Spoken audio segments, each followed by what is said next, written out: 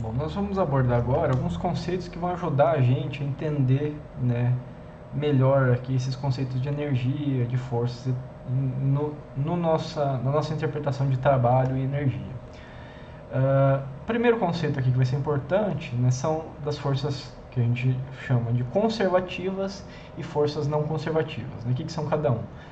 Forças conservativas, a gente chama assim as forças cujo trabalho ele independe da trajetória dessa partícula. Né? Nesse caso, o trabalho só vai depender da posição no instante 1 e no instante 2. Né? O trajeto, né, entre o ponto 1 e 2 não importa para o nosso sistema, certo? Então, alguns exemplos de forças conservativas, né? Força-peso, força de restituição da mola, entre outros. Né? Forças não conservativas, né? O contrário de conservativo, obviamente. Né? A gente pode incluir aí forças de dissipação energética, né? Como atrito, por exemplo, onde, né, o trabalho dessa força vai depender da trajetória. Né? Pois ao longo da mesma, né, o trabalho ali, ao longo dessa trajetória pode se converter, por exemplo, em calor ou emissão de ruído ou algo do tipo. Né? Então a gente tem perdas energéticas, vamos falar assim. Né? Um exemplo aqui, né? A gente tem uma partícula numa posição inicial S1V1 e uma posição final S2V2. Se a gente pega uma força conservativa, né, o trabalho, né, dessa força para levar, né, a partícula de S1 até S2 só vai depender dos estados dessa partícula na posição inicial e na posição final. No caso de forças não conservativas, como é o caso de atrito, a gente tem uma dependência desse trabalho em relação a essa trajetória. Né? Você pode pensar assim, né? Ao longo desse trajeto, né, quando a gente pensa em atrito, a dissipação de energia aí por esse meio vai depender de quanto que essa partícula andou entre uma posição e outra. Né? Se você anda mais, você tem mais dissipação de energia, mais atrito aí sendo gerado entre a superfície e a sua partícula. Né? Por isso que a gente tem essa dependência do trabalho em relação à nossa trajetória. Por fim, aqui eu vou definir um outro conceito importante, né, também de energia, chamada de energia potencial. Né? Termos de energia potencial, né, são definidos, né, como a capacidade de se realizar trabalho, né, um potencial de se gerar trabalho. A energia relacionada ao movimento, né, velocidade, ela é chamada de energia cinética, né, que é o termo T que a gente acabou de ver lá, que é meio de massa vezes velocidade ao quadrado, né, que a gente viu no princípio de trabalho e energia. A energia relacionada a, por exemplo, a posição de uma partícula em relação a uma certa referência é o que a gente chama de energia potencial. Por que a gente chama desse jeito? Né? Porque quando a partícula tem uma energia potencial, ela tem o potencial, né, de realizar trabalho. Né? Por isso que a gente dá esse nome aí para esse caso. E é a medida do trabalho realizado por uma força conservativa para mover o ponto de aplicação de uma dada posição até a referência daquela partícula, até um nível zero que você delimita para analisar o seu problema. Né? Então, é mais fácil entender esse conceito de energia potencial com exemplos. Né? Então, digamos que a gente tem aqui uma partícula, né, desenhada em vermelho, sob a ação da força peso, né? E essa partícula aqui, né, a gente tem um nível de referência, que é esse nível desenhado com tracejado, né? Esse aqui é o nosso nível zero, né? Nossa cota zero, nosso y igual a zero. Definido isso, a gente pode associar a essa partícula, né, uma energia chamada energia potencial gravitacional, né, que a gente vai chamar aqui de VG. Esse VG, quando a partícula estiver numa posição acima da referência, vai ser VG igual a mais W vezes Y. Por que é mais? Porque nossa partícula está acima do nível de referência. Né? Então, lembrando, né, que a definição de energia potencial, né, ela é a capacidade de se realizar trabalho. Né? Então, tem uma capacidade positiva de realização de trabalho quando nossa partícula está acima do nível de referência. Né? Quando a gente tem uma partícula abaixo do nível de referência, a energia potencial é, portanto, negativa, né? Menos W vezes Y aqui, ou W vezes menos Y nesse caso, né? Portanto, sinal negativo. E quando essa partícula está no nível de referência, né, no Y igual a zero, a energia potencial gravitacional é zero. Então ela não tem capacidade de gerar trabalho aí, né? Quando a gente fala lá de usina hidrelétrica, por exemplo, a gente fala muito de energia potencial, né? Porque no fundo o que a gente usa para gerar energia é a energia potencial de uma coluna de água, né? Que a gente força uma queda para daí transferir energia para uma turbina, transformar isso em giro e transformar isso eventualmente em energia elétrica, né? Então, só para contextualizar com essa questão. A gente também tem um outro tipo de energia potencial chamada de potencial elástica, né?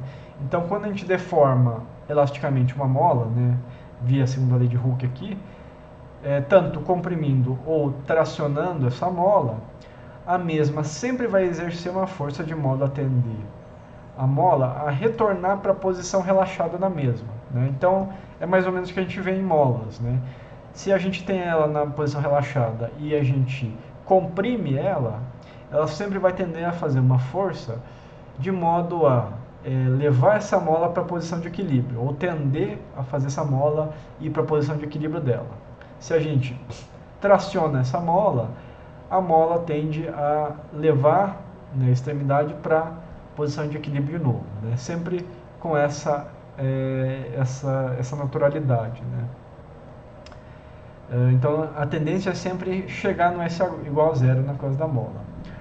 A energia potencial elástica então é dada por meio de Ks quadrado. Então, no caso de energia potencial elástica, a gente sempre tem uma tendência da nossa partícula a ir para a referência, a ir para o S igual a zero.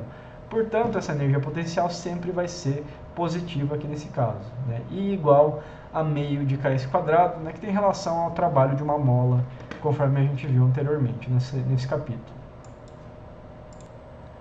Bom, para generalizar esse conceito, né, a gente falou de energia potencial gravitacional e potencial elástica. Quando a gente tem a possibilidade de ter esses dois termos, a gente tem o que a gente chama aqui de função potencial, né? Então, em casos gerais, pode-se ter uma combinação tanto de energia potencial gravitacional e elástica, né, em sistemas que têm tanto elementos de mola quanto alturas significativas, aí, por exemplo, né? Essa combinação, né, essa soma desses dois termos é chamada de função potencial V aqui, que é V igual a VG mais VE. Sendo assim, né, o que acontece? O trabalho para movimentar uma partícula qualquer de uma posição inicial 1, que é dada por x1, y1, z1, para uma outra posição qualquer, x2, y2, z2, é dado por trabalho de 1 até 2 é igual a V1 menos Z2, né?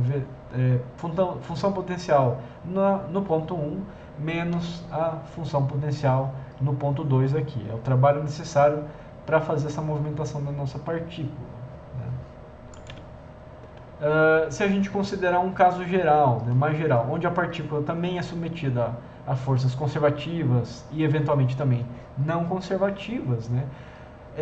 A parcela de forças conservativas ela pode ser expressada pelo trabalho, né, dessas forças conservativas como sendo igual a V1 menos V2, né, função potencial no instante 1 menos função potencial no instante 2.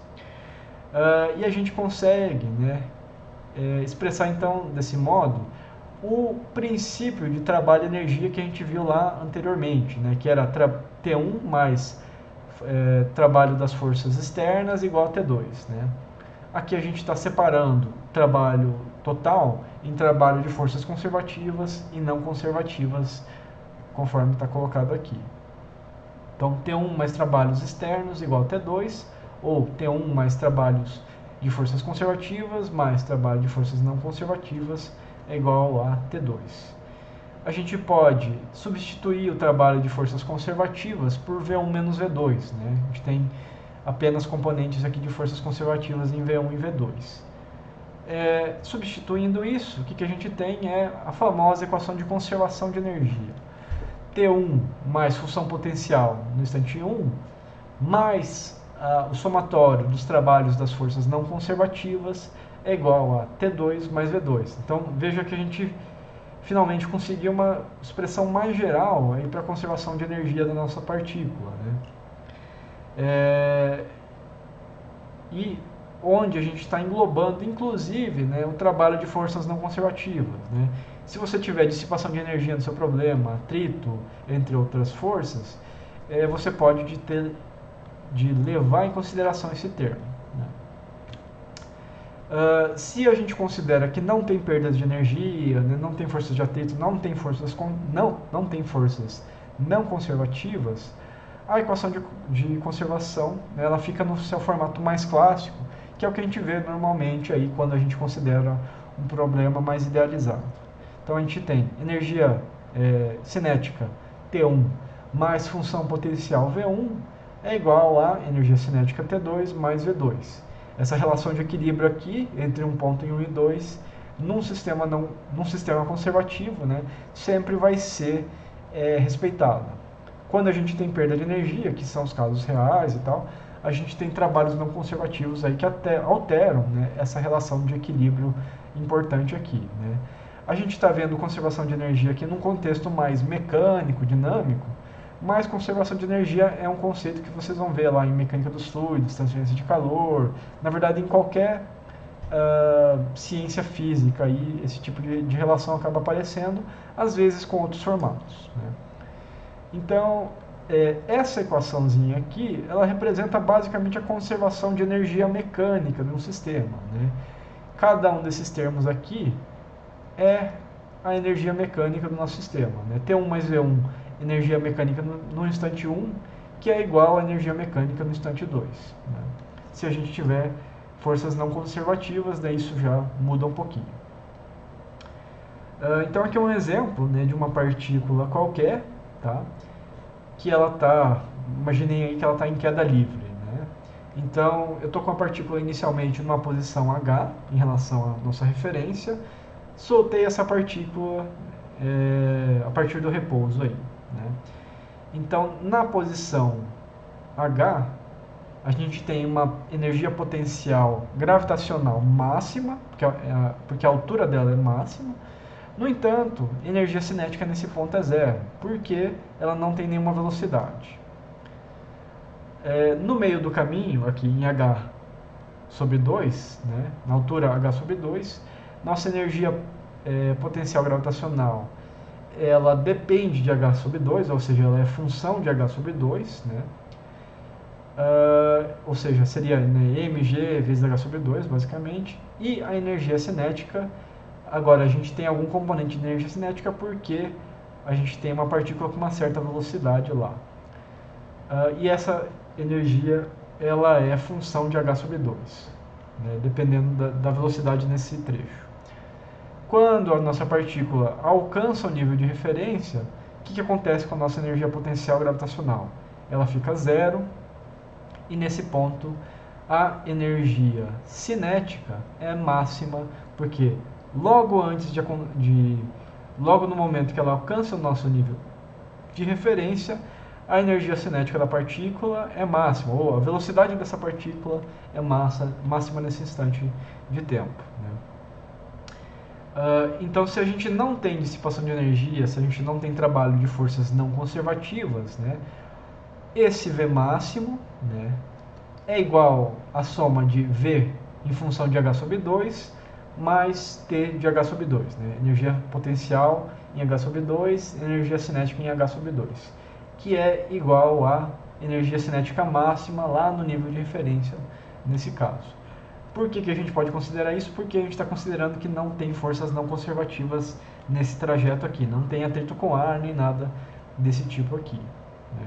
Então, isso aqui é uma outra forma de enxergar a conservação de energia mecânica, né? Porque a gente tem aqui V máximo mais zero de energia cinética, que é igual a V de H sobre 2 mais T de H sobre 2, que é igual a T máximo mais V igual a zero no instante final aqui no nível de referência, né? Se você deixar uma partícula, uma bolinha, por exemplo, cair e se chocar com uma superfície, o que você vai ver na verdade que a partícula ela vai quicar e vai começar a baixar de nível né? Baixar de altura conforme o tempo vai passando. Se a partícula fosse ideal, se a nossa bolinha fosse ideal, se não tivesse perda de energia, o que ia acontecer com essa bolinha? Ela ia sempre quicar e voltar até a mesma altura máxima, o que não acontece. Então, isso é um indício, obviamente, que tem perda de energia, que a gente tem trabalho de forças não conservativas agindo aí nesse problema.